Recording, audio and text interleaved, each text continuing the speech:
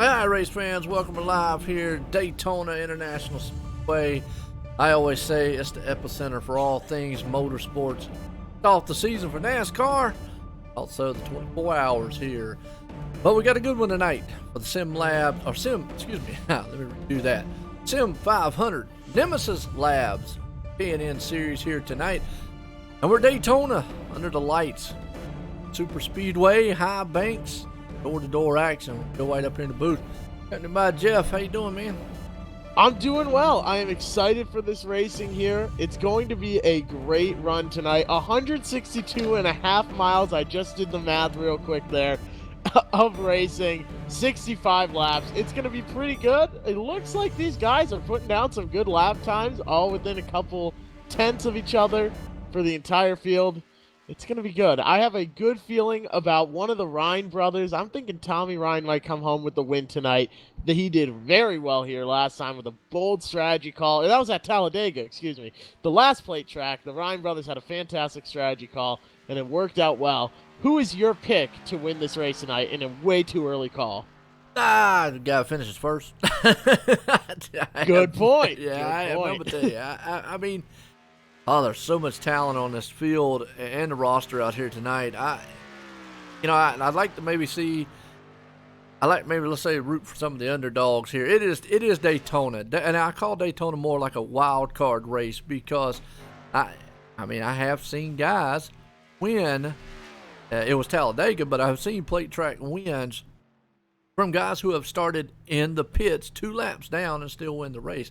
That's how things can play out. But I don't know, Randy Yoakum, Bobby Wetzel up there in the top spot of qualifying right now. Chad Coleman not had those guys right there, names that pop up to look in. But picked at Tommy Ryan right now sitting on the top spot.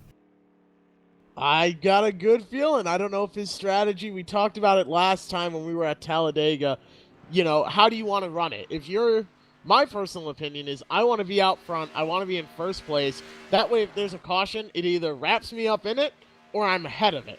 Versus if you're in the middle of the pack, it's just, it's straight luck on if you get caught up in a caution. And if you're at the back, if there isn't a caution, you're done for. And you can still drive into one, or even worse, somebody doesn't brake in time and drives right through you. I've had that happen plenty of times. So if I'm Tommy Ryan, I'm starting out front, I'm staying out front. That's my plan.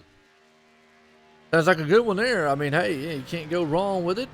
You do see all kinds. That's the biggest thing about with plate track races. You see a lot of strategies played out.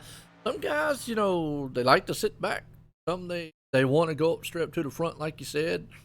Some want to, I normally say anyways, it's not if, it's when the big one's going to happen. And, hey, you never can tell. But let's grid these guys up here tonight because, man, on pole, said it, Tommy Ryan's out front. Randy Yoakum's going to start there in second with him. Got also Bobby Wetzel up in the third. Chad Coleman there fourth. Brian Macklin sitting fifth. Anthony DeBarro, can't count the silver bullet man out, starting sixth. Daniel Shirley starting there seventh. Nick Cohan up to eighth. Josh Parker ninth. Around the top 10, Jeff Ryan. And we look through the rest of this field. Like I said, there's a lot of talent sitting on here tonight. Daytona, it's anybody's ball game. Absolutely right. But if I am sitting out front, if I'm Tommy Ryan, I'm in a voice chat with my brother, Jeff Ryan, and I'm saying, get up here, get to the front with me. We've got to run together. The best thing you can have out here is a good friend. Even better than a good friend is a brother to have out there. I've raced with my brother. We've dominated plate tracks before. It's great knowing you can rely on somebody to push you out front and knowing that the guy you're pushing is going to be able to hold it down there and keep things going. I'm hoping if I'm one of the Ryan brothers that I can find the other pretty quick. Hey, no doubt. And but now you remember what they said last time. I think it was Tommy that said this when he was running well last time. And I'll go back to what you said. Yes, you want not only to have your teammate but have your brother out there. Remember, Tommy said though, at the end of the race, somebody's got to win, and well, I'll dump the brother to do it. And you know what? I've been dumped many times by my brother for trying to win the races and everything else. That's part of it. But you got to make it to the end first. You got to have a shot to win if you want to win it. So you got to push that brother out front, I think. Or you got to push a teammate or whatever it may be. And last time Tommy had a great car. He got caught up in some incidents there late in the race and so forth. But yeah, that's just Daytona for you. That's just plate track racing. You just never know. You're out front 1 minute, the next minute you're up on top of your lid. You just never know of the place like this. But race cars bringing them off. We're gonna have 65 laps here tonight. Nemesis Lab K&N series here with the Sim500. Been a very good series so far, winter style series here, and it brings us into the actual Kick-Ass Beef Jerky series, the truck series that will start up around in about March, mid-March, somewhere in that area. So this is a good start. Get a good feel for these guys on Wednesday. Absolutely. Total green flag time here should be just under an hour, about 48 minutes or so, if they stay green the entire time. Realistically speaking, Cross your toes. Yeah, cross your fingers, toes, everything else you can possibly cross. But, like you said, it's not a matter of if the big one occurs, it's when the big one occurs. So look for that. It always happens. Always, always, always there is a big one. So about 48 minutes of green flag. I'm guessing that 65 laps here is going to take a little bit longer as we are waiting for that big wreck that's going to inevitably take out some big names. Yeah, you know, you hope you're just not in the middle of it. That's why you see those strategies. Guys drop it to the back. Some just stand out front thinking it's better, but never know. As we're getting set here to go green flag, pace car is going to drop off. They don't have to go quite as far to the start-finish line as they do at Talladega, because the start-finish line's right there at the tri-oval. The green flag flies. We're racing Daytona. This is big. A good run for the outside line. And you might be surprised that I'm saying that, but they are linked up while the inside line, it can't quite get to the bumper yet. The 20 is right up on the bumper of the 8 car. Chad Coleman is pushing Randy Yoakum for all he's worth. But you see the 27 towards the back has drifted out of line. That could hurt him. Good. He went up high right there. He could be doing this by strategy. Let's fall back to the back. We was talking about that before the race. Strategy-wise, is everybody's kind of 2x2 up front with Tommy Ryan there, Randy Yoakum and company. Yeah, I think you're going to see with this car, and we seen it last time at Talladega, they stay locked up side by side for most of that race. They did have 1 or 2 green flag runs and maybe 1 green flag run. Pit stop-wise, kind of split them up, but for the most part, those guys stayed running order like they are now. Yeah, you see the outside line forming back up. Another person to keep your eye on who's had some great runs these past couple weeks and is flying up through the field. Josh Parker, 9th all the way up to 5th. And he's moving up there. That outside line is now even with the inside, but they need to just form together. Jeff Ryan is hanging back a little bit. I bet Tommy is saying, come on, man, get up to me, help me out.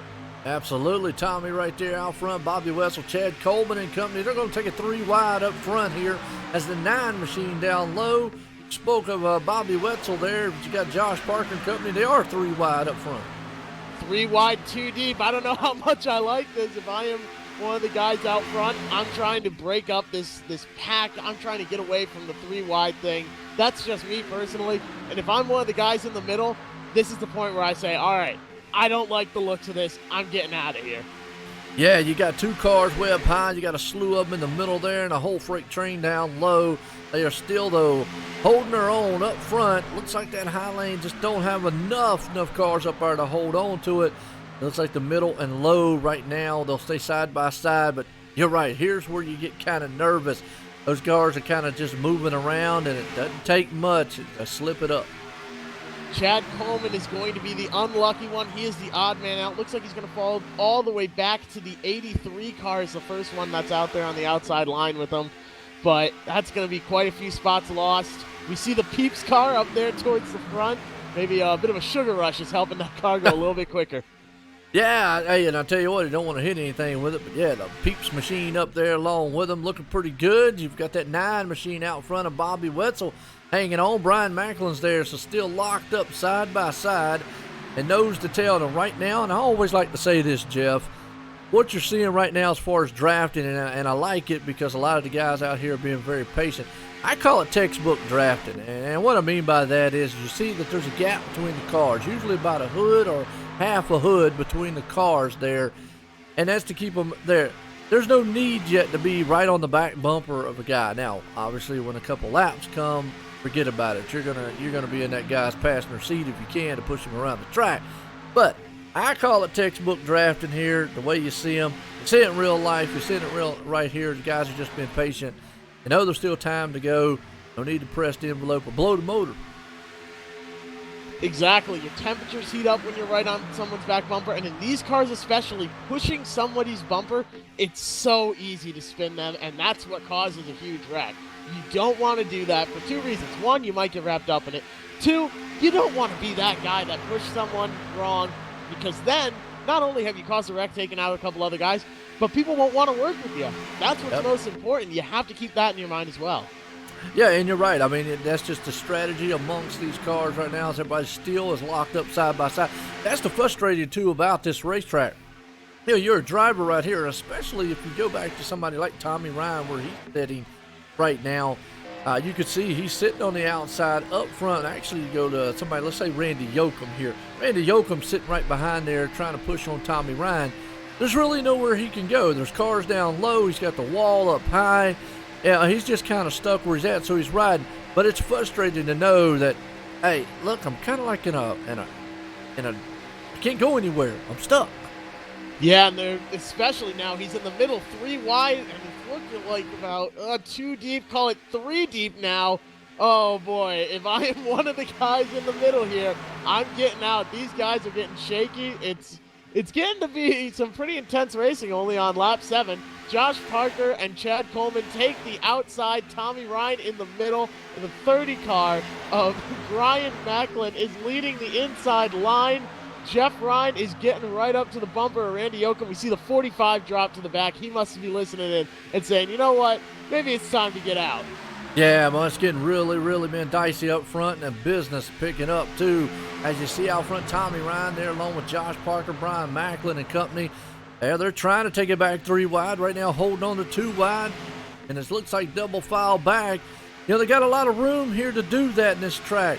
As you know, as opposed to like a Talladega where you do have a lot more room to go 4 wide. You could go 4 wide here. Really not a good idea, but 2 wide to me is really close. Man, they're getting close back there in the back too. You're exactly right. If you go 4 wide here, God help you. Honestly, God help you, because that is where it just gets crazy. These guys seem to have realized that maybe we can cool it down a little bit. Another hard thing to keep in mind here is when you get a run, let's say you're leading a line, let's say you're Tommy Ryan, if you get clear of that 30 car, you have to ask yourself, do you take it? Do you go down to the bottom and now you're leading? But you've killed the run of the outside line now. Is that going to make the guy behind you angry? If you need his help later, is he still going to help you if you leave him out there? That's what you have to think about. That's a good question. You know, you throw that out. You know, what do you do at this point?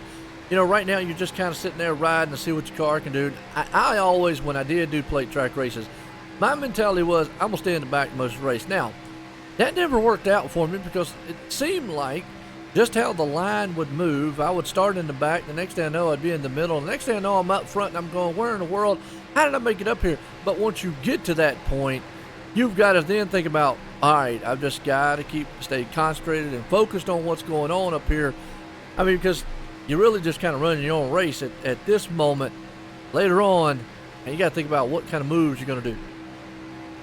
Right, and you want to make sure you have friends. The worst thing you can do is make enemies on lap 10 of a 65-lap race. You're only a sixth of the way there, just under. You want to make sure that you're not angering guys. Yeah, that's right, and you can see them right now. I mean, a lot of patience is being put up here amongst all these drivers. I mean, they're not really pushing and shoving yet. You do see them bouncing around side by side with guys. And that's just the air, the movement of these cars. I mean, even in iRacing, I mean, we're in a virtual world, but boy, iRacing has got it down pat when it comes to how these cars react in a draft, how they're reacting around this track. Daytona is a pretty smooth style track. You see the 9 machine right there made a smooth move. Bobby Wetzel, that's threading the needle. We're actually riding along here with Brian on top, so we got a good shot of that. But you're right, you see these cars just bouncing around, and you know, that's movement of the air and how these cars are, and it makes you uneasy as a driver. What I'm really surprised about is that Bobby Wetzel and the 30 of Brian Macklin seem to have been working together so well. One pushes the other, then they swap when one gets hot.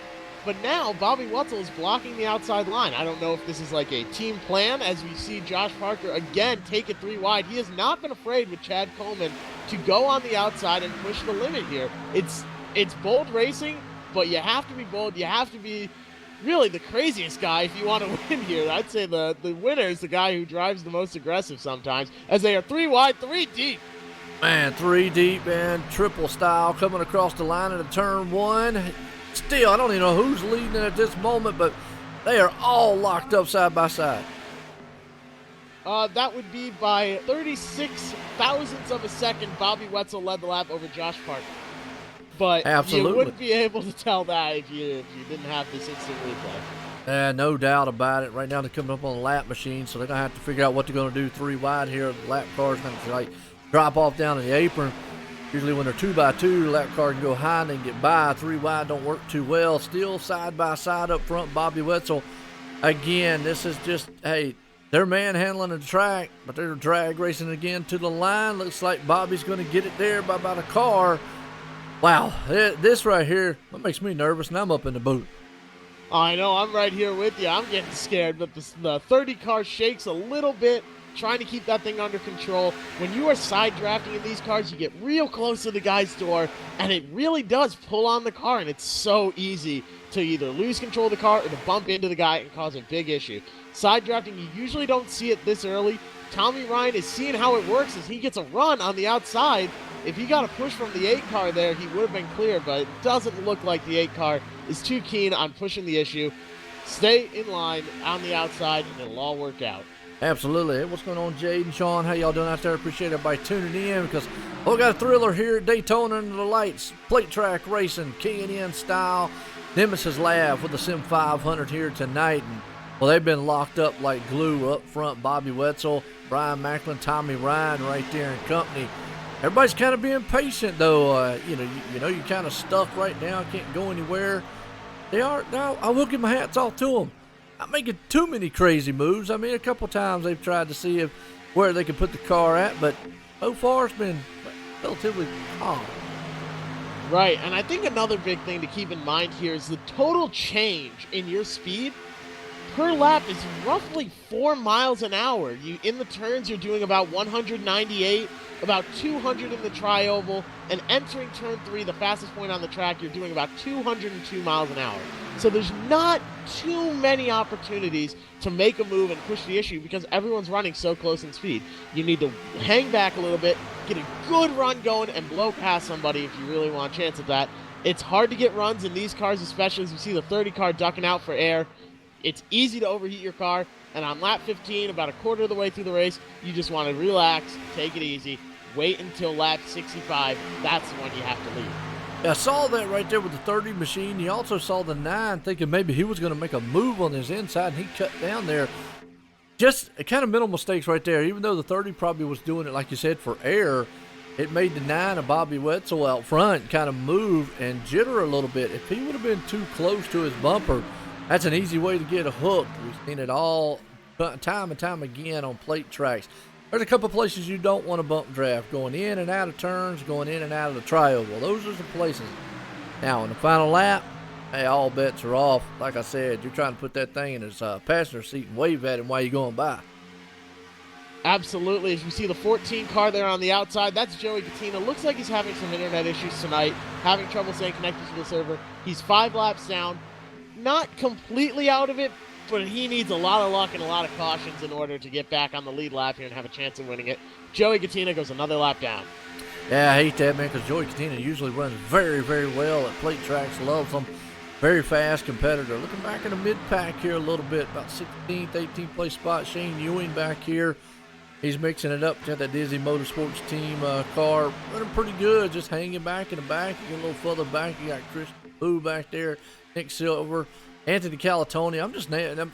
Again, some of the names back there. Mike Montesi, Nick Cohen, Chad Cole. That's a who's who. And then also Anthony Navarro. Way off the pace. I don't know if that's by design. We talked about strategy.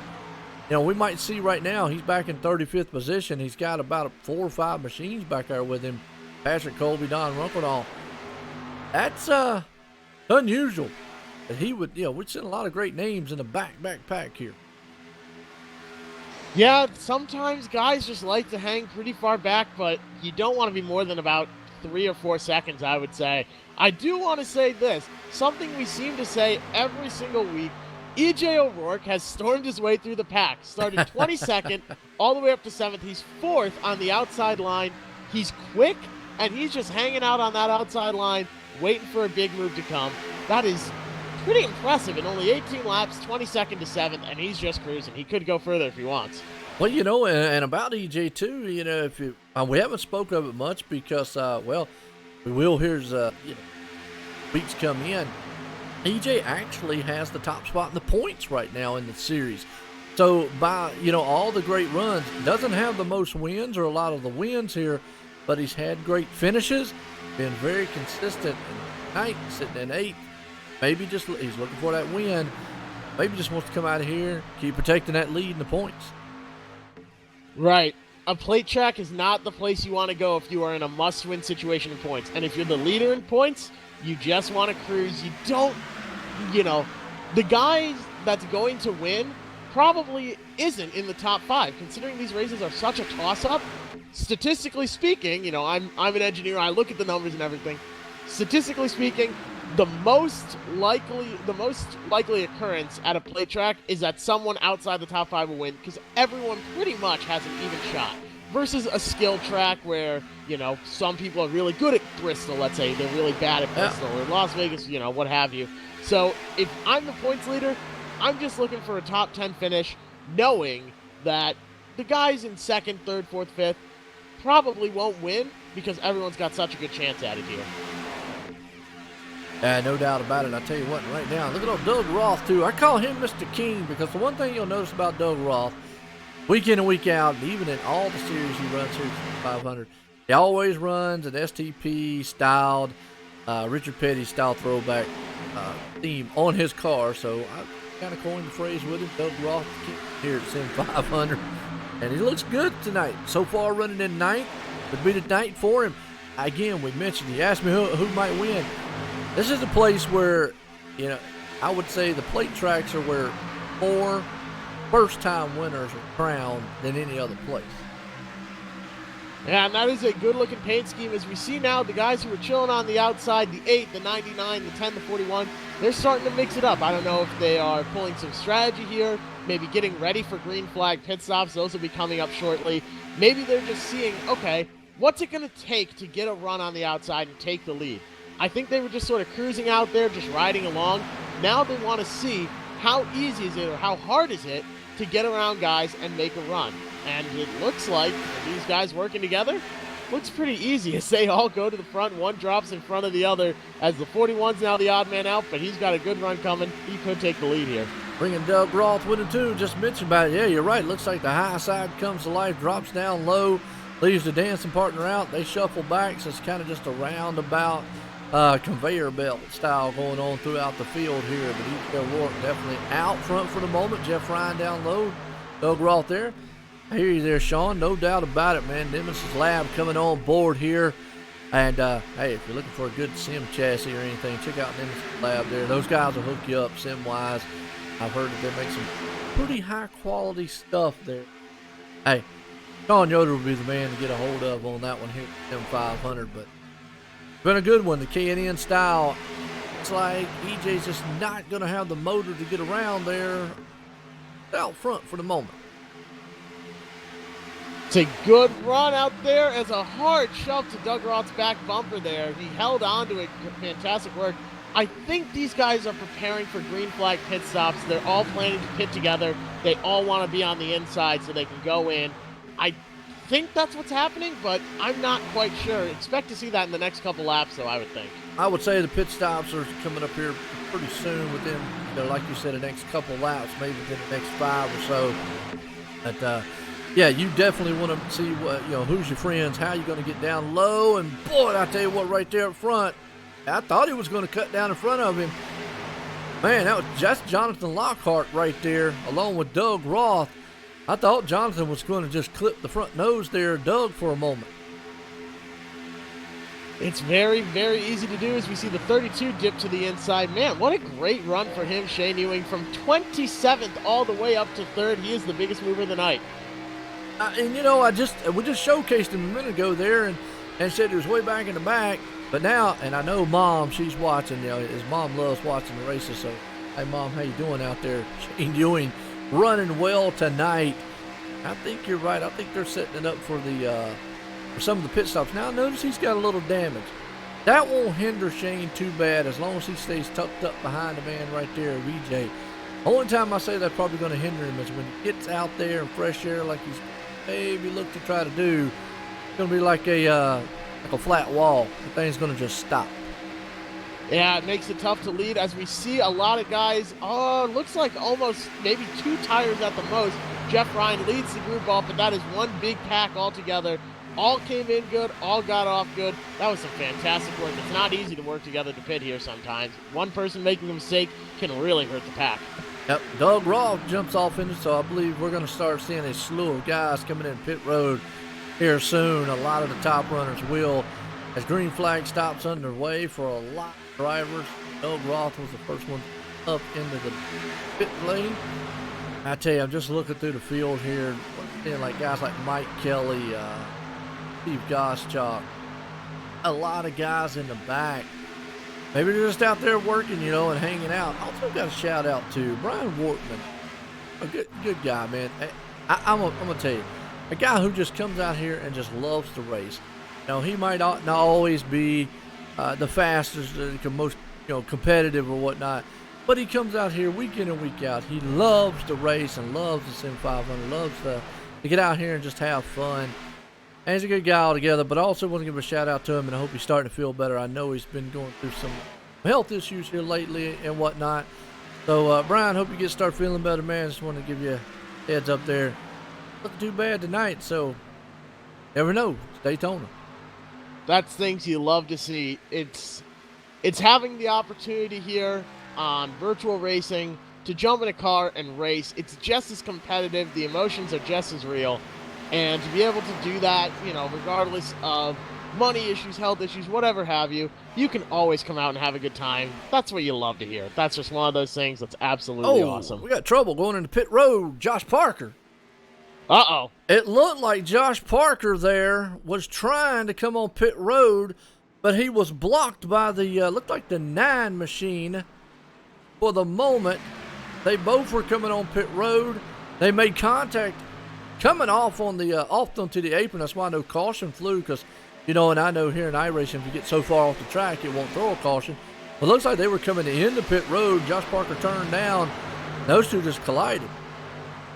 It's very easy to do, especially under braking here.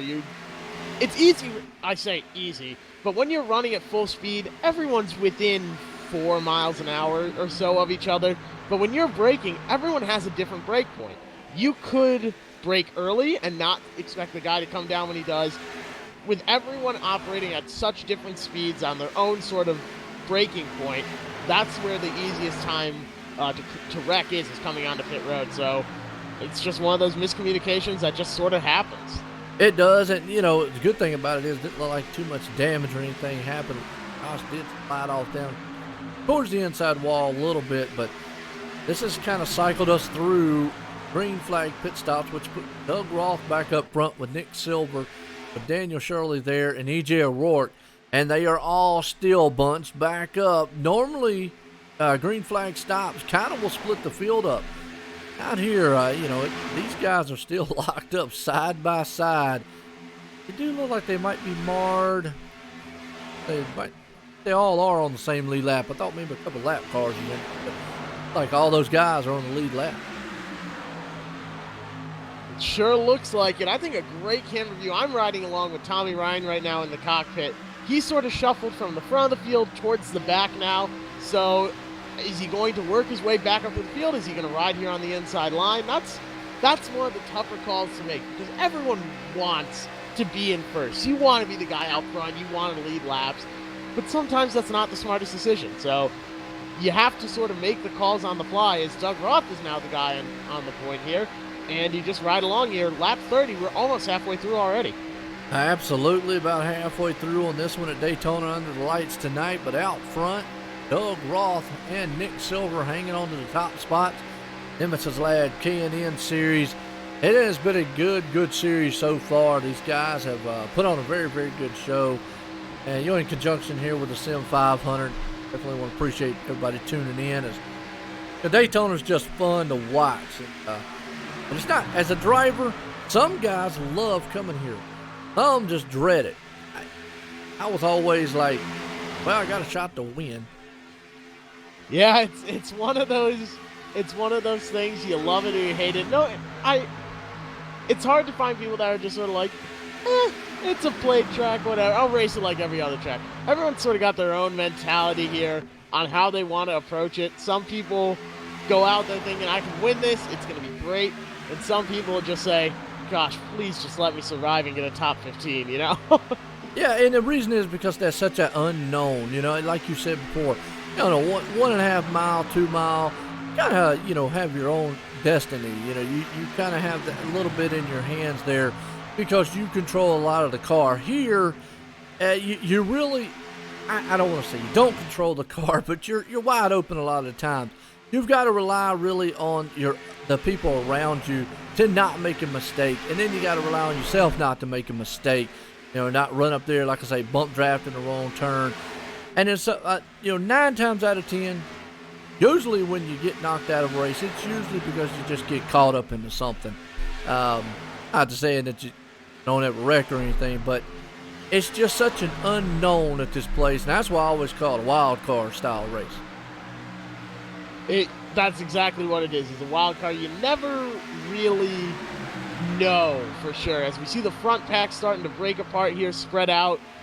They're picking up some guys in front of them, though. That lap traffic, that's where things start to get hairy. Is guys that are sort of outrunning by themselves, they're going to move up to the outside, get out of the way, but you're always a little bit worried when lap traffic comes around. But like you said, it's a total wild card. Personally speaking, I know this. I'm an aggressive driver. I love racing hard. I want to go out there. I want to lead, and plate racing gives me the perfect opportunity to do it. The way I see it, plate racing is like a game of chess, where it's all about thinking and timing things perfectly and making the right calls. You have a caution out on track. Yeah, Chad Cole. Back on him and see what exactly happened. Chad Cole. Oh, looks like he slowed up just a little bit. Excuse me. Slowed up just a little bit. It actually wasn't Chad Cole. Actually wasn't Chad Cole. It actually happened in front of him. It was the lap cars, the 71. Yeah, lap car looked like he just got nailed a little bit. Got out of shape. Then the next thing you know, and then Chad Cole got sent. Timothy Johnson was the one that unfortunately got caught into with the lap machine. Let's go on Chad Cole here because, folks, I didn't see it until I switched off of him. He gets hit a little bit in the rear, hits the wall. He's spinning around, but then the next thing you know, he gets on a stop on the track and then just gets sent to the moon. Yeah, that whole incident started when Gael Brooks in the 71, he was a lap car. He was doing his best to get up out of the way, but he accidentally nicked the wall. And these cars, you and I were talking about it pre-race, you know, before we went live. If you touch the wall, it's like you are clamped there. You know, you just cannot get off for the life of you. So he had to throw the wheel to the left. He went a little bit too far down, completely unintentional, but got into the 28, and that just started the whole incident there. But he got stuck to the wall and couldn't get off. Absolutely. Tell you what, man, we're under caution here. First time tonight, Daytona style. Been a very, very good race here all night long. We have a guy here, man, Doug Roth. Bird in with. I don't want to mess him up first. Let me pit stop here right fast. Done that a couple times, but interested to see, man. He's got a fast machine tonight. Been up front. Strategy is to stay out front.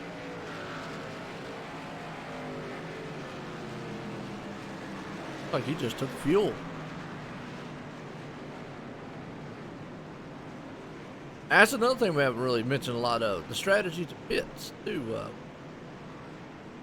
Bring up Doug here and get a word with him. Doug, Joe White in the booth. Got a copy? 10-4. How you doing, Joe? Man, doing pretty good. I always call you Doug the King out here. You got that STP machine.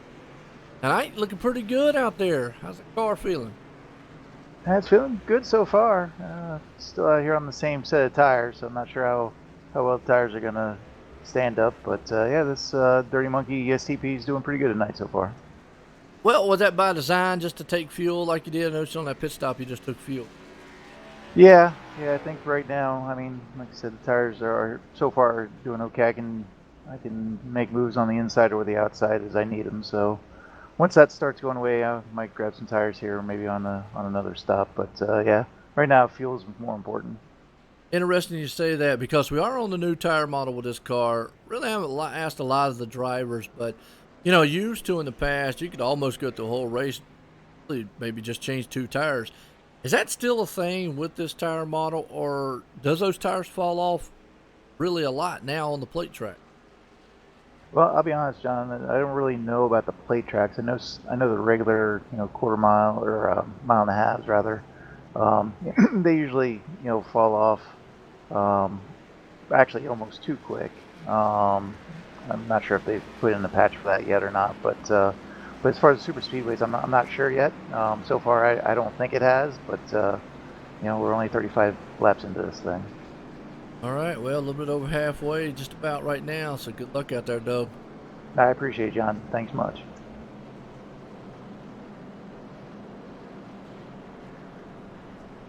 Team again there, Doug.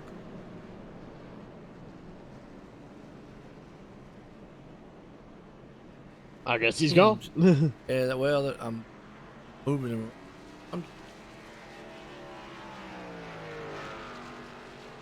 Put him in. They'll let me know if I'm not. That's bad. There's so many teams in here, folks, that and that's another thing coming up too. Just saw the announcement there coming up for the Trans Service Cup Series start up. Actually, this coming Monday they kick off with their qualifying and dual series. We'll kick off at Daytona. A lot of Daytona action coming up, but the Trans Service Cup Series, one of the main premier series, Sim500. They're just named out. They're going to start with a team point system. That'll be interesting. Something new. A lot of new things coming out. Rookie of the Year. I got the team thing coming out. Obviously, got the money series guys who top spot with champion, whatnot. A lot of good things coming 2020. It's going to be a great year all around for racing in the real world and the virtual world. I'm excited for it. Oh, yeah. Well, and you're right. The real Daytona's right around the corner. We just capped off, or will this weekend cap off Super Bowl Sunday during the halftime. Folks, check out on Joe Gibbs' Facebook page. We'll have the Sim500, the Joe Gibbs off-season sim racing series presented by Interstate Battery. We'll finish it off. We'll crown a champion there. That will be interesting during the halftime show. It's a 14-minute shootout at Talladega, so it's a wild one. And we just had this past Monday the same series. You can check that race out on Joe Gibbs' Facebook page. It was a 20. You think tonight's hectic, Jeff? It was a 20-lap shootout at Talladega. That was wild. Oh my goodness, I can imagine. We are 37 laps in, halfway through this race, and if you cut the total distance down to a third of what it is, yeah, it's going to be crazy. So we're essentially watching that. We got about 30 laps left, just under. Oh. But yeah, it's going to be interesting to say the least. And usually I always say business is about to pick up, run what you brung here. Normally with about 5 to go, you see it at plate tracks. Normal tracks usually with about 15, 20 to go, just to go by so quick. We are getting down to that time, and Doug Ross, the man out front, don't count out E.J. O'Rourke. Mike Kelly up there along with him too. That's another name looking pretty good there. Tommy Ryan, like you said, is up there. Brian Macklin, Thomas O'Leary, Jeff Ryan, Randy Yoakum, Chris Boo. That's all your top 10. I don't know. I said it before. It's a who's who out there. Got a lot of talent, a lot of great drivers. Lights off on the pace car. We're going back racing under the lights. Pace car's in. Green flag's about to fly. About to put the hammer down here at Daytona. The Ryan brothers are starting right next to each other. This could be the time now with just under 30 laps to go where you say, I got to get to the front. And maybe we'll see them work together, maybe not, as Doug Roth is now getting a good run on the outside thanks to the help of Mike Kelly. Mike Kelly right there trying to push him to the line. They still are holding up 3 cars high. About 3 cars down low. You still got a freight train up top and low there. Just a little bit of gap between them. Close that up in here seconds as they head off into turn number 3 down the bad stretch. Beautiful sight and a loud set of cars hanging on down there. Bit of bump drafting going on. This is where you got to be careful. The one place you don't want to bump draft here is in the corners. That's what sends cars around. That's what things get crazy. Yes, it does. They coming to the line. Gonna be drag races. Doug Roth gonna hold them off. It looks like he's gonna lead this lap over EJ right there by a mere fender, but they're still locked up side by side into turn 1. Man, that high lane is rolling. The low line's going, and we got a crash. It's a huge one. Oh, is this the big one? It is. I believe it is. Let's go back. We got a lot of machines. I see the 91 up on his lid. Oh, my goodness. Yeah, let's go back and see exactly what happened back here. Yep. Looked like Nick Cohan, originally the man involved in that one. Go back on Nick right here. Watch, just got turned sideways. Right in front of the field, too, or, you know, right in the middle pack of the field. Guys just know where to go. Shane Ewing involved. Just see the cars are just scattered all over the place. It's a huge one. Yeah, slight tap from the 32. Nothing intentional, obviously, but just a lot of cars wrapped up in that caution. The 4 got into the 27, and the 91 ended up on his lid there, rolled over full 360. Wow. Right now, we're just watching this thing. Yeah, you're right. So Steve Goschalk, all end over end over end. Man, hate that on his end right there too. But a lot of good cars involved in this one here. Woo! Well, kind of the mini big one there. Looks like Steve Goschalk, Mark Arthur, Kevin Brown, Anthony Nabarro, David Bottom, Nick Cohan, Steve Goschalk, Robert Gillenwater, Patrick Colby, Kevin Brown, Chad Coleman, like Don Runkle, John Mustaine, Mike Motesi, Shane Ewing, and David, just involved in that one. I mean, wow, a lot of cars. A lot of cars involved, and now the age-old expression, cautions breed cautions. That's what we have to worry about here. And when you said it, because now we're getting to, you're going to be right about that 20 lap mark to go, and you can feel the intensity gets up. Earlier we were talking about it. They were like textbook style draft, and they were doing very well. These guys were out here running. You know, they were being respectful. Now's the time where you start seeing guys going, patience is kind of wearing thin a little bit. Now, I'm going to start taking some more chances. I got to make the move. I got to put my car in the right spot if I want to try to win this thing. And you know what? I just realized here, if they go green the rest of the way, anyone that's just now pitted should have enough fuel. We made it to about lap 23. There are no green-white checkers here, as far as I know. In the past, we haven't had any. So, you have enough fuel to make it to the end now. You almost wonder if... I'm almost thinking... I come in, I take 4 tires, I get it absolutely packed full of fuel, and I just run it out to the end, and I refuse to pit the rest of the way. I'm with you on it. I mean, that's a good strategy call there. I mean, you got to do something. Sometimes if you've not won a race and you know that this might be the race that you can pull it off, definitely got to wild card style move there. You gotta make a bold move here. You're never, the way I look at it, you're never going to, or it's a lot harder to win by trying to beat someone else at their game, by doing what everyone else does. But if you go out there, you play your strategy, you're making them beat you at your game. And that's what you want to do. You're never going to win, either. It's a lot harder to win, I should say, by playing someone else's game instead of your own. There you go. Well, we're under caution here. Second time tonight. The old saying, like they said, cautions breed caution. So let's keep an eye out. Doug Ross still holds the top spot with Mike Kelly there in second. Got Chris Jaboo there in third. Scott Simley to O'Rourke up to fifth. Tommy Ryan to sixth. Daniel Shirley there to seventh. Brian Macklin eighth. Thomas O'Leary there in ninth. Glenn Campbell moving it up there in the 10th place spot. So Big one out on the track. Took a lot of good drivers out. A lot of them are still here left on the track to race this one out here to the end. This is tough. This is the one time you don't want to caution when it's right at the, the fuel window. So that's what I'm most concerned about if I'm a driver. If I'm out there, I'm flipping the car off right now, turning it back on, turn it off, trying to use as little fuel as possible here. These guys are cutting it close. If Tommy Ryan, for example, who just came in and pit, doesn't pit again, he might be able to make it to the end on fumes. And if you're in the back, if you're, let's say, 15th, 20th spot, why not wait until about one to go in, top that thing off again? You really not got a lot to lose, and it might be a smart thing. Obviously, if you're out front, that's a different subject. But, yeah, if you're back, I'm going to say 15th on back, why not come in and top that thing off here? Benefit you, like you said, to get there and you got enough fuel to make it. Right, and because I don't know, that's tough. Do you want to sit in the back, or do you want to try and run up front there and get back up to the front? Because if there's not another caution, then it's a whole lot harder to pass.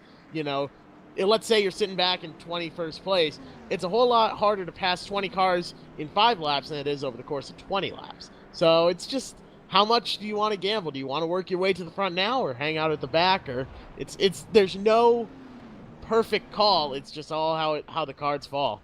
Yeah, and that's what I'm saying is, you're up front, you got to make that decision. Well, like you said, do I want to try to work my way back? If you're already in the back, well, it's a no-brainer. You're already in the back. You're going to have to come to the front.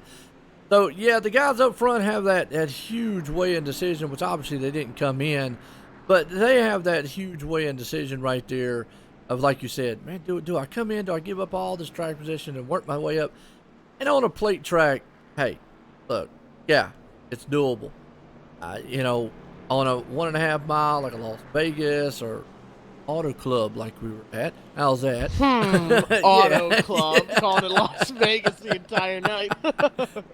And a track like that where we saw that it was very hard to pass, very hard to make up time. At a track like that, no, you wouldn't want to give up the track position because it was more important than tires and the fuel that we saw. So, yeah, either way, I still say if you're in the back, got nothing to lose, you come in. If you're in the front, you got to make that decision on you. Is it worth the gamble? Gonna have to go back green, though. Doug Roth in the lead. He's got the inside line. His buddy Mike Kelly was helping him out a ton earlier, getting him out front. Now he's going to be starting on the outside. I know a trick that I used to pull is the guy on the outside, if that was a teammate of mine, I would let them get a good start there at the beginning, or I would jump the start a little bit if I was on the inside, and they would slip in right behind me, just depending on how we wanted it to work out. But you can get that guy on the outside. If you want him there, you can get him either in front of you or behind you and keep working together with a little bit of sneaky play. Absolutely. Lights off on the pace car, drops off on pit road. Out front, Doug Roth, Mike Kelly and company. Green flag, they're going to bring the motors to life. We're back racing at Daytona. Tommy Ryan is back there, third on the outside line. He's got EJ O'Rourke on his inside, and the 5 car is doing absolutely everything he can to push Doug Roth. Chris is doing everything in their power to keep that car out front, because when you've got a good friend and the guy in front of you, maybe they'll let you get away with a little bit more. That's just my thinking on it, though. Absolutely. You can see they're getting a little bit tighter on that draft, too. Remember earlier I mentioned something about textbook drafting. They kind of had a hood, half a hood. You're starting to see that gap close up now because the pushing and shoving is about to occur as we're getting very, very close here. Another lap to 20 to go at Daytona. Doug Roth out front. Mike Kelly's right there along with him. Chris Boo up top. Scott Simley. Call him Scott Smiley.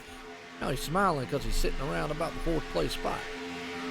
Not a bad place to be. I think they've thrown the textbook of textbook drafting right out the window. This is no holds barred. 20 laps to go, just like you'll see on Sunday during halftime, which I'm very excited about. You see the 08 jump up to the outside. Guys are making bigger moves now. It's time to do it. There's not much time to kill. 20 laps left. No, there's not. Doug right now, he's sitting in a pretty good spot. Got a pusher right behind him in the number 5, Chris Boo. Now, also another thing you got to keep in mind, at some point, like where Chris is sitting at right now, there's nothing he can do. He can't go high. He can't make a pass because he can't cross that bottom line. So he's kind of he's just stuck where he's at. At some point, the closer we get to the end of this race, he's going to have to make a decision to say, you know what, I'm going to push Doug Ross to this win, and we're both going to go together, or I'm just going to make some crazy, crazy move that could end up wrecking me and not finishing. So we got to kind of say, do I want to finish second, push the guy in front, or do I want to take a chance and wreck? That's a tough call to make because you like having good finishes. You like finishing near the front. But I like winning personally a whole lot more than finishing second. Who finished second at the 2018 Daytona 500? I don't know. You know, that's exactly the point. You got to go out there. Everyone remembers the winner, but you don't want to finish second place. But at the same time, you don't want to finish last either. Absolutely. And that's what I'm saying. You know, the problem with in being in a plate track and being down low right there, like where Chris is sitting at, you know, he's got cars on his outside. He obviously, like I said, he can't go past the yellow line down there. So there's really nothing he can do at this point. But, you know, he's got a little bit of time. If it breaks up there, he can maybe make some moves. You know, but at some point you got to sit and go, you know what? This is what I got. I'd rather for me and this guy to finish 1-2 and push them past these guys up front. But then again, if Chris can just get Doug pushed a little bit far out there, and we got a car around in the back. Caution is out on track. Oh, that would be Glenn Campbell. If I can watch what happened to Glenn Campbell. Like, oh, just got clipped a little bit. Yeah, he was racing 3 wide with the 10 car, and looks like the 10 came down and the 44 came up. Honestly, I think that was the air just sucking the 2 cars together. We talked about it when you're side drafting. It's easy for the cars when they're so close to each other. They get literally pulled into each other, and there's really nothing you can do. You don't feel it because you're not physically in the car, you know, feeling the car move side to side. So it's a lot harder to tell here on iRacing. Absolutely. It became 2 guys trying to take the same real estate at the same time. Doesn't usually work out too well, especially at a plate track race here tonight. Doug's still out front under caution. That's going to put us close to about 15 to go in this one here. Ooh, temperatures are starting to rise on the track. Yeah, everyone's getting a little bit more heated. Everyone's trying to do everything they can. They all want to win, you know. That's the thing. Everyone out here wants to win, and everyone out here has a good chance of winning, you know. The winner seriously could be, who's the last guy on the lead lap? Mark Arthur, you know, in the 18 car, running 29th right now. I wouldn't count him out as the winner. I wouldn't count out anyone a lap down as the winner. You know, anyone could win this race. It could be Shane Ewing. It could be Randy Yoakum. It could be Steve Gottschalk, who was damaged earlier. It could be any of these guys. It all just depends how the cards fall. Or it could be Doug Roth. It could be one of the guys at the front. They're able to hold off everyone behind them. We just don't know yet. And we've got 15 laps until we figure it out. Yeah, we do, and you know, and that's an eternity on a track like Daytona and Talladega, the plate tracks here. A lot of time there, and the time that it takes to get around this place. Unlike the mile and a half style tracks where 15 laps would go by pretty quick. Here you've got a ton of time, and you're right, Doug. You know, normally we'd say the leader is sitting in the perfect spot, but on a plate track here, especially Daytona and so forth, no, he don't really think he's sitting in the best spot for trying to pull it off. I would think somebody maybe like Scott, Chris, or EJ, where they're sitting at, usually by statistics wise, that's the best place to be. Absolutely right. Statistically speaking, that is the best place to be. How about Mike Kelly, though? From 30th to 2nd. Tonight's biggest mover currently nice. Currently so far. Could be somebody else. 30th all the way up to 2nd. Chris in the 5 car from 26th all the way up to 3rd. And Doug Roth, our leader, 17th to 1st. A lot of these guys running towards the front. Of the top 10, only 4 of them started there. Everyone else started 17th or worse. That's a lot of movement here. And you still got your heavy hitters there, man. Well, I mean, take away anything up here from guys, but you still got EJ sitting back there. You got Tommy Ryan still up in the top 10 also, but you got a lot of good names up there too. Like you just said, Doug, Mike, Chris, Scott. It's a who's who, and to sit here and say, oh yeah, that guy right there is the fastest one. I don't know. This here's, I don't know. Might as well just pick a number and roll the dice. You might as well roll the dice to pick your number. Just roll it twice, and there you go. Yeah, and I agree with you on that one. I mean, that's it's going to be a wild. Now, we've seen cautions. These guys, you already know some pushing and shoving is going to happen here. Getting down here to closing laps. We're going to have less than 15 to go when we go back green. How much pushing and shoving do you do at this point? As much as you need to get the guy in front of you to go faster, or to get him out of your way, whichever. What am I talking about? I said it twice there. A new word. Whichever comes first. Yeah, which either happens, or it doesn't. Yeah, and we talked about it before. I've always said at this track more of a. I always get backlash when I say the plate tracks are not the most skill-based tracks. And I say that. I compare them to road courses or 1 mile short tracks or something where you a lot of throttle. Like you said, you're pretty much at the mercy of what you can you drive the car around the track. Here, you've got to be able to put that car, in the right spot, get with the right partner. Like I was talking about a minute ago with Chris. At some point, he's going to have to just pull with the strategy of, all right, I'm going to push, Doug to the front here and push him to the win so I can come in second. You've got to know when to push and when not to push. Sometimes guys push too soon and too hard. Some wait too long. You're exactly right. And honestly speaking, I don't know if I want that 41 behind me. And here's why. I have nothing at all against EJ O'Rourke. But think of this. He's the points leader. He doesn't need to go out and do anything crazy. A solid top 10 finish will be perfect for him. So he's not going to get right up on the bumper of somebody and push him for all he's worth, because honestly, it's better for him to just be safe, have a top 5 finish, top 10 finish, and just keep the points lead instead of risking a win but then finishing dead last. So nothing against the 41. He's done a fantastic job all night. But those are things that you have to think about when you're driving. What's the incentive for the guy behind me? Honestly, I want the guy that's last in points to be right behind me, because he's going to do everything he can to make sure he finishes near the front.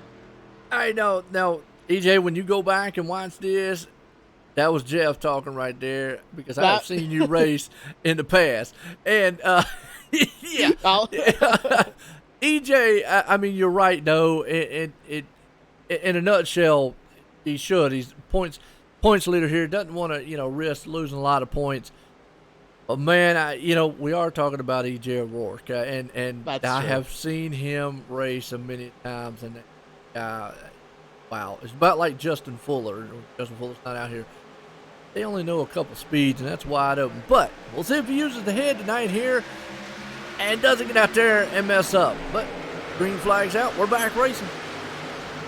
Right. Like I said, nothing against the 41. That's the crew chief side of me coming out and saying, all right, the smart thing to do here is get a good finish. But the racer part of me is going, well, I'm going to win the darn thing. So yeah, we'll see what happens. You need to be on the booth there with the 41 a lot of times and help him out, because like I say, I've seen him race a lot, but I agree with you on it.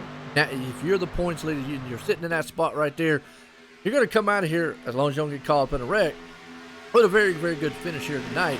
And to come out of a plate track, just in general, to come out of a plate track, no matter if it be Daytona or Talladega, just to come out of one of these races in a good spot, let alone winning it, you've accomplished something big here, because it's so easy to get caught up in a wreck.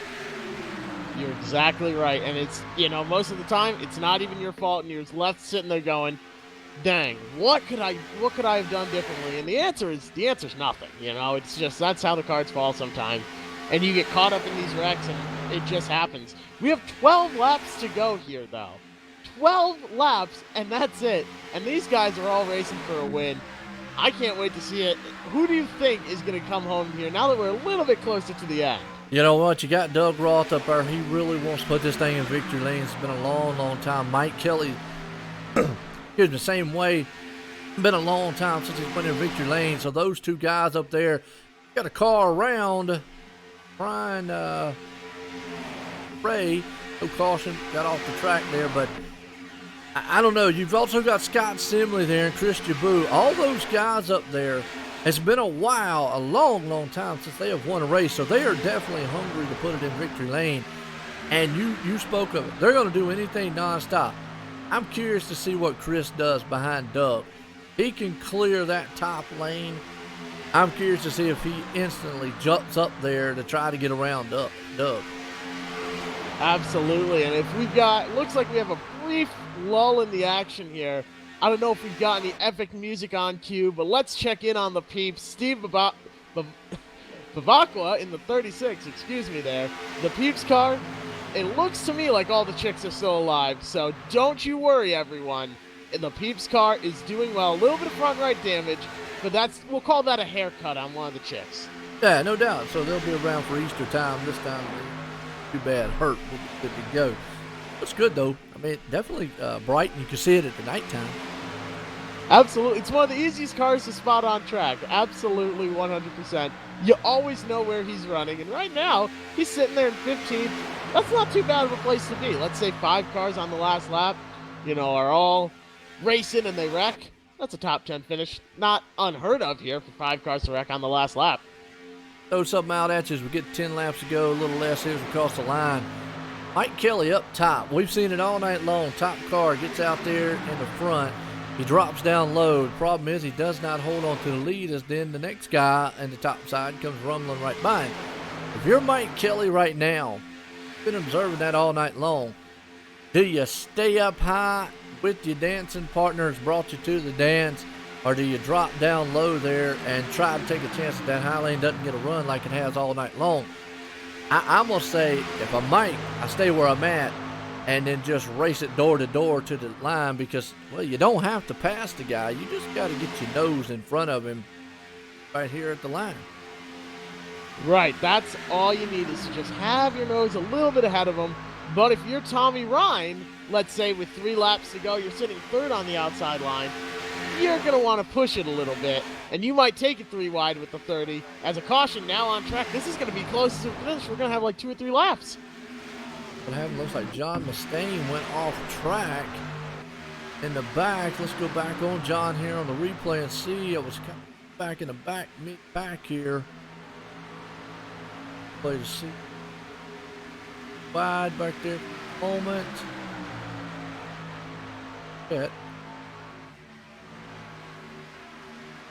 Yeah, those cars are all off the pace. Looks like the 21 just got inside of him and spun him around. Just showed it right there, yeah. Took him around in the tri-oval. And the next thing you know, also him and another machine here, Kevin Brown, Cohan and company, got together back there. Right, their own race. And now this sets it up because, we'll go back green. Like less than 5 to go here. Kevin Brown blew his engine right when the caution came out. It looks like the engine just blew up. I don't think he was involved. Just it gave out. So what goes through your mind? Again, I don't think it's beneficial to be the leader with a couple laps to go. I just don't. But there again, if the second, third place car down low or up high can't do anything, if they can't go around you, then it's not too bad. It's when they start getting an opening or able to, the push and shoving starts happening up front now. We're going to be close to a green-white checkered here. It's going to be very close. So I think it's going to end up being about 2 laps left. What I'm thinking. By my guess here.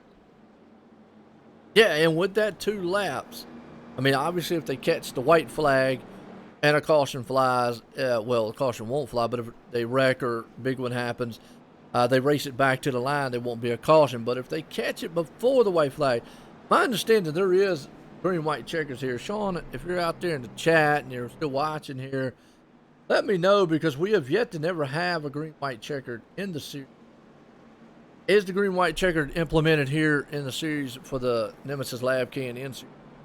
I know it is in the other series, and normally the rule is here is they give one attempt at a green checkered. So with that one attempt, if a caution was to fly, then the race would officially be over with. But at what we're looking at right now here, Jeff, we're looking at essentially going to be a green white checkered. But if they don't take the white flag and a caution flies, then we would get an official green white checkered, if it is indeed implemented. Right, and if it is, some of these guys are going to be close on fuel. Tommy Ryan was, looks like he was the last person up towards the front that pit. I don't know if some of these other guys are going to be able to make it. I could be wrong. I could be missing something, but... Yeah, Doug Roth, too, there. You speaking. He hadn't made a pit. Mike Kelly and him. Close.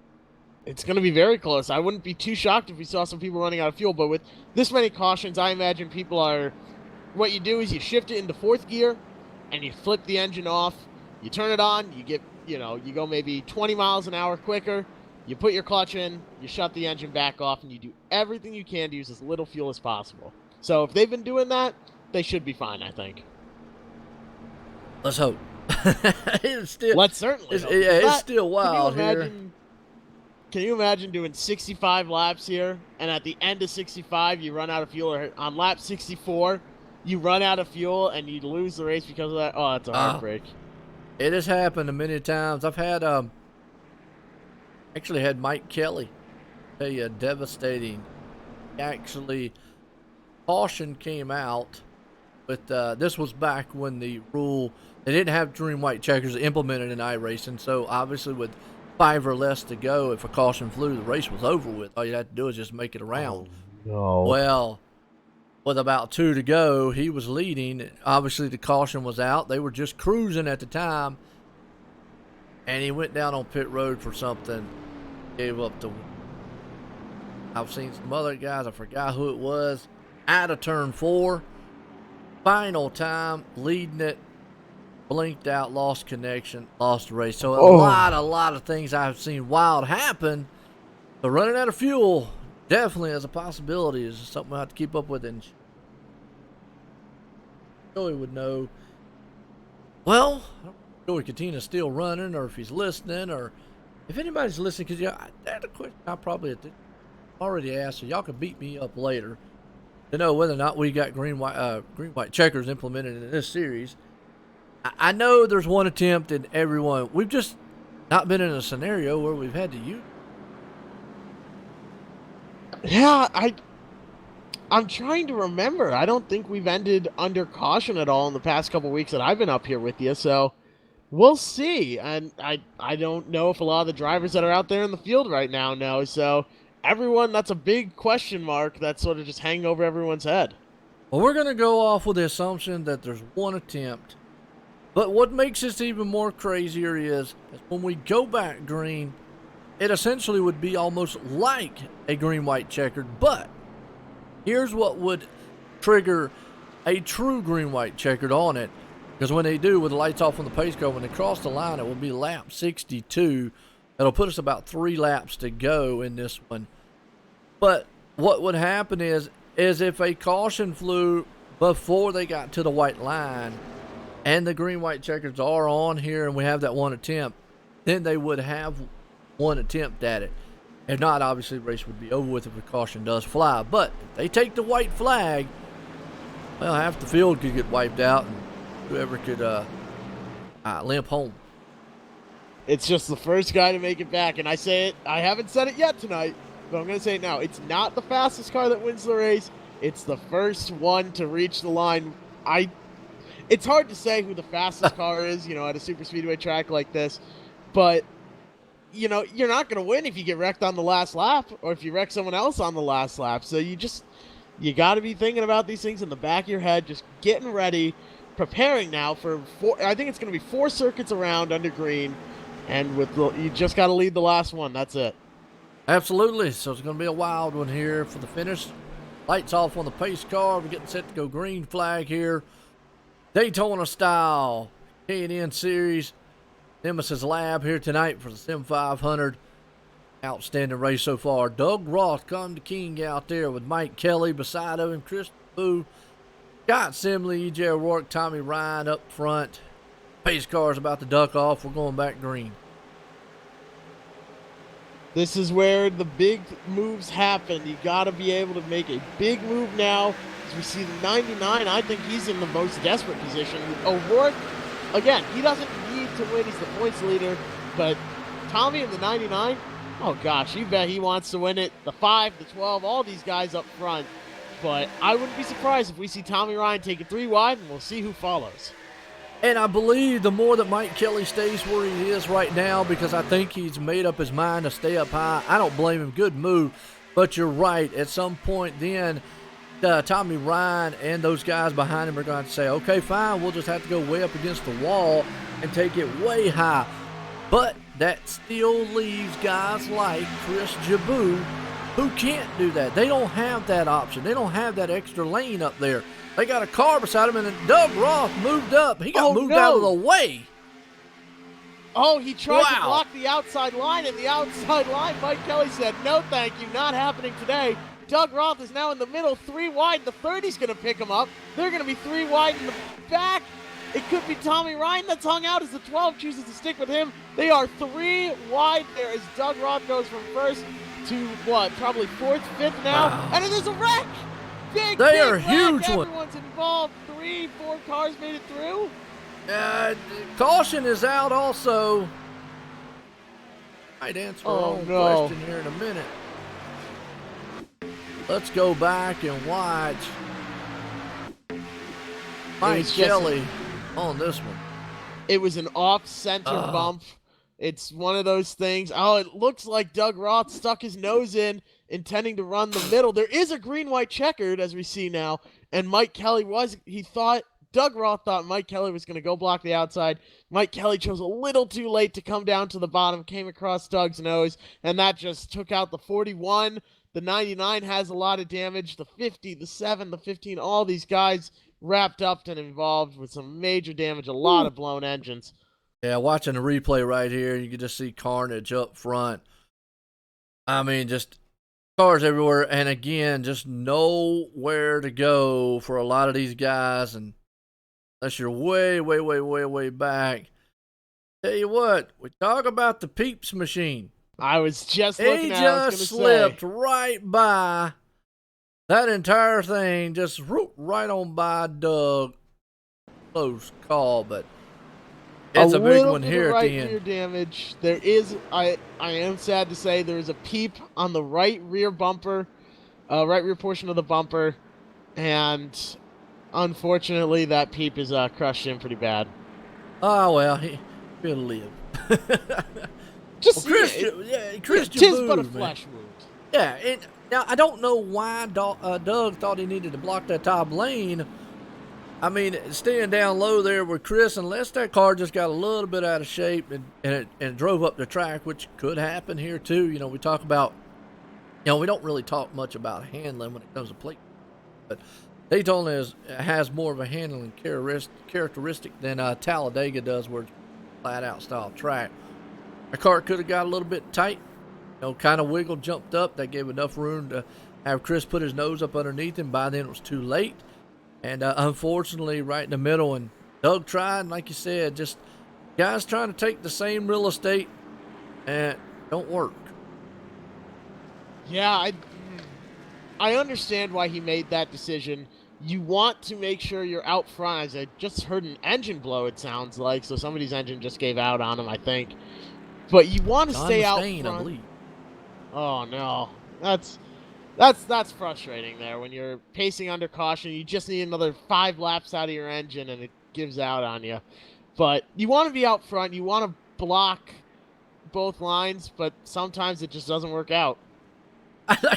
Hey, Sean out there. Hey, by the way, that's a good game. He said we could switch to Wreckfest if enough guys want to run it. Hey, play that. Fun because, you know, I can win in it. Name of the game is wrecking. Cautions breed cautions. If you recall earlier, we ran 35 laps, over half this race, under green. No issues whatsoever. And then we hit the halfway point, and everyone said, oh my gosh, this race is almost over. I got to get to the front. Yep. And we've just seen a lot of wrecks since then. But Panic. I think that's how the Talladega race went, isn't it? Yeah, panic. And you know, that just brings it up. You feel the intensity rising. Guys think they got to get to that front, and there's nothing wrong with it. I mean, you definitely want to try to put yourself in that position. You know, all race long, you've just been kind of riding around, but it's their own question. Obviously, we'll be one of white checkered here, folks. Now, Chris Jaboo, I got to say, probably not the best spot to be in. We'll give it up.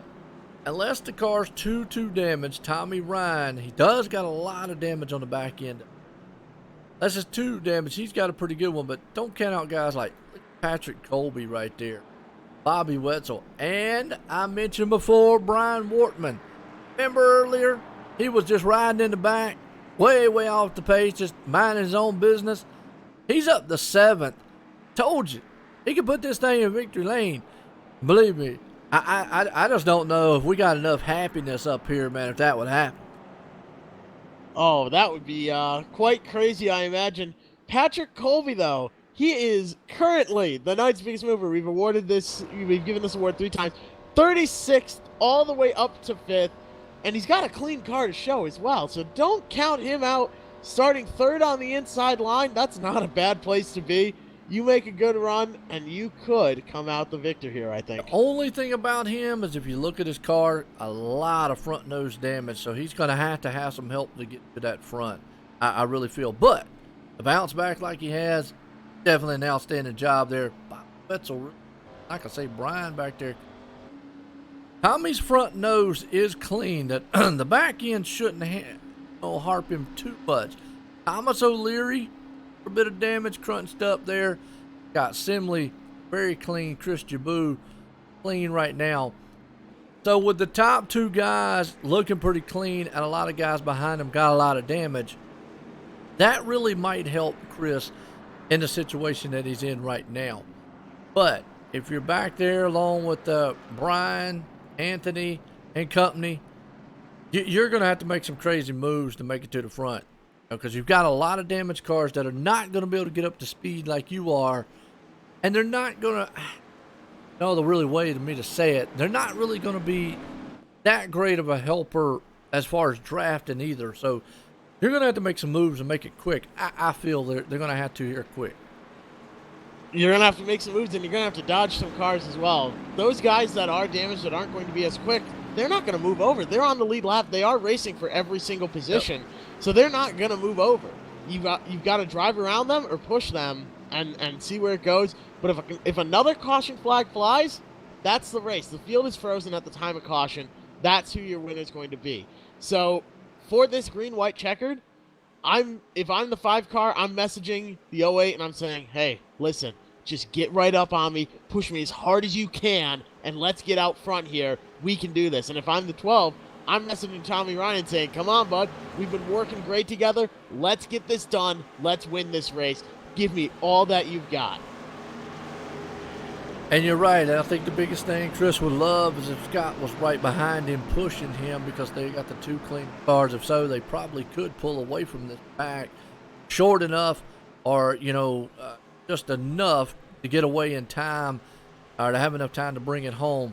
Let's just see, as the pace cars coming around turn 4, going to drop off for the final time here tonight. To see as these guys are going to bring them to life. What's going to happen up front? Green flag fly. A great start by both leaders. They are door to door. Nobody's got a huge advantage. Chris maybe a little bit, as Tommy Ryan is pushing that 12 for all he's worth. The 47 is not as quick, though. Checked up a little bit. It's a 5-car breakaway at the front. Bobby Wetzel's trying to catch up. He could slingshot his way around everyone here.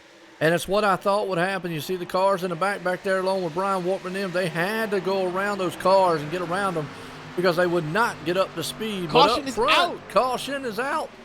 Race is over. That's going to put Scott Simley, from what I'm showing out front, the winner. He got around Tommy Ryan, but let's go back and see what the caution was. Looks like Jeff Ryan involved in it. Go back and see what happened to him. Oh, it actually happened behind Jeff Ryan. Let's go back here. Oh, they were 3 wide in the mix. And oh, like Nick Cohan wiggled a little bit. Next thing you know, man, Nick's on his lid. Guys are just, wow, crashing home. And that's unfortunate. That's frustrating, especially when you're running not even for the win. You're running for maybe 10th place or so, and that's what you got. But Scott has been declared the winner. Scott Simley is your winner with Chris in second, Tommy Ryan in third place. That is your top 3. What a run, though, from 20th to first for Scott Simley, and Chris 26th to second. That's amazing. Got to give my hats off to them and all the guys out here. What a run. It is Daytona, and you just never know what's going to happen. Again, got to look back there. I got to keep saying, Brian Wartman going to come out of here in 8th. Very good finish there for that guy. A lot of stuff has been going on with him, so it's good for him to come out here, have fun, and have such a very good finish here tonight. Awesome run there, and an awesome run to all the guys out here. I don't know. Wow. Daytona. Yeah, you're right. Everyone did a great job tonight, and Brian Workman is actually tonight's biggest mover from 39th, almost last, from 39th all the way up to 8th. Out of 43 cars, he passed more than anybody else and finished better than anyone else compared to his starting position. That's impressive. 31 spots in one race. Hey, there you go. That just proves just never give up, keep trying, and go for it all. Trying to Tommy Ryan here. Up.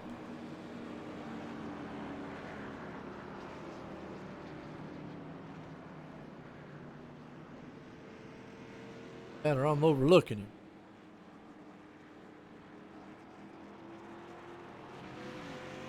Tommy and Scott. Gotta see. I do not think he is in the TeamSpeak. I'm not seeing him. Well, that pops up in a little bit. Well, let's bring up, man, the second place man then. Chris Javu. Let's get a word with him. Chris, it's Jeff up here in the booth. You got a copy? Yeah, I got you. Well, you were side by side there at the end. You had a great restart. Just walk us through what's going on in your head for the couple laps that you're pacing, knowing you're coming to the green-white checkered, knowing you're the leader. What plans are you coming up with? What are you trying to do here? Well, honestly, I had some teammates in the channel that were kind of filling me in on the other guys out there and who was damaged, and I really wish I would have taken the outside line. Scott did a great job up there, Tommy pushing him too. But yeah, I was pretty nervous the whole time we were pacing, kind of playing through scenarios in my head. I knew if I could beat Scott off of turn 2 on the restart, I could probably win the race. But he beat me off too, and then he won the race. Yeah, it was a great run there at the end, and I'm sure everyone would have been willing to beat and bang there coming to the line, but we didn't unfortunately get to see that. But who do you have to thank for a great second place run here tonight? Really just thank the admins, Nick Silver, and I believe Sean Casto helps out with this series too. Joey Jatina running Sim500 here. And my teammates down there, I don't know if we really officially are a team, but just a bunch of guys that like to race and hang out together. They were a lot of them got involved in wrecks, so they were helping me out there at the end. Well, it's always good to have friends out here, and, they do a great job putting on this league. Congratulations on a fantastic run tonight from 26th all the way to 2nd. Great job. Thanks a lot, man. Appreciate it. Absolutely. Have yourself a good night. We'll see you next week. 10-4. Yo, Chris Jabu right there doing an outstanding job up to second. We'll bring up the winner tonight here, Scott. Scott, join the booth. Got a copy? Got you there, Joe. Well, I always say Scott's Simley, but Scott Smiley is what I say. Well, you're definitely smiling ear to ear. Did you think you won that thing when the caution came out?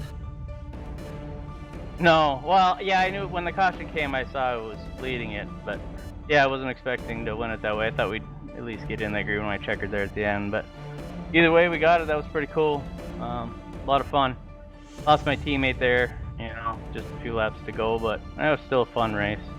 Absolutely. Well, you know, definitely a huge wreck there at the end to set up that green white checkered. I mean, what was going through your mind before that? Before the green fell? I mean, what was your strategy? Kind of going to be on the outside. You know, you was going to have to keep pace up there with the. No, I thought the outside was the place to be. I just think coming out of 4, me and Mike were working that outside. Only he was, I was pushing him, and it seemed like we most of the laps we'd get that momentum and just coming across the line, he'd just get him by a little bit. But thought it was a place to be. And then I had Tommy behind me, so I felt pretty safe with that. So, yeah, a lot of fun. Absolutely. Well, definitely, man. It was a lot of fun. You was up front most of the night and had a good fun. Put it in victory lane here at Daytona for the Nemesis Lab K&N presented by Sim500. Anybody you want to thank?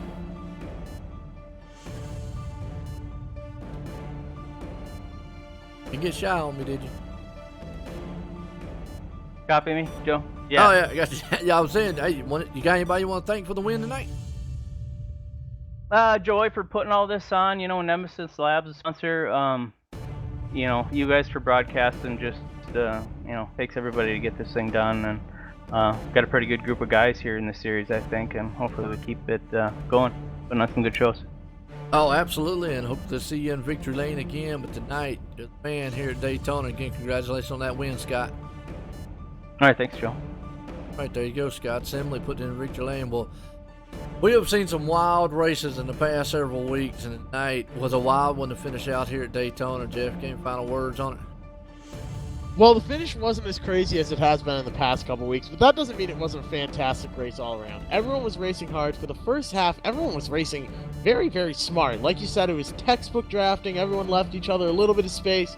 Everyone was racing smart. I think once that first caution came out, everyone got a bit worried because it was past halfway, and everyone was, you know, trying to make sure they were up front at the end.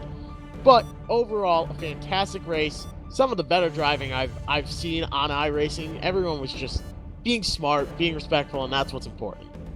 There you go. I definitely see the same way. It was an awesome race. Again, congratulations to Scott Simley and all the guys here. And for Nemesis Lab for putting this thing on for the K&N series here. We're going to leave Daytona. An awesome one, everyone. Have a good night.